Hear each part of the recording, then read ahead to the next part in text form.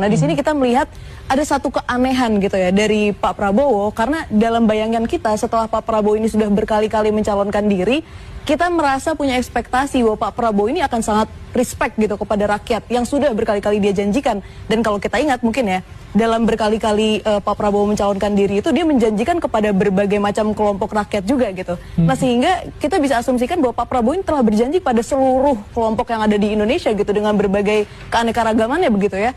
Nah, tapi yang kita lihat adalah dalam statement-statement Pak Prabowo itu seringkali membuat rakyat itu sakit hati.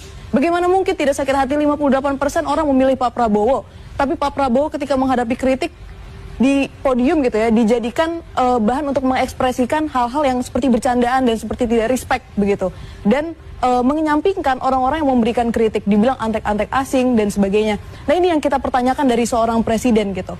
Nah, terutama kita juga melihat bagaimana Pak Prabowo ini pada poin yang berikutnya ya, bahwa dikatakan tadi juga sudah dikatakan bahwa oh Pak Prabowo ini terbuka terhadap kritik dan sebagainya. Tapi ketika kita aksi, ada TNI yang turut untuk mengawal gitu ya demonstrasi kita, dan perlu dicatat bahwa ini adalah sesuatu alarm gitu ya bagi bangsa kita, bahwa turunnya TNI untuk menghadapi demonstrasi ini pertama kali terjadi pasca reformasi dan terjadinya ketika Pak Prabowo menjadi presiden.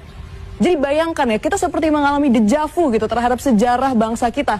Nah, kira-kira ini ya salah satu hal ya yang perlu kita highlight dari semua ini, dan saya rasa hal-hal ini menjadi latar belakang juga lah tentang bagaimana sikap Pak Prabowo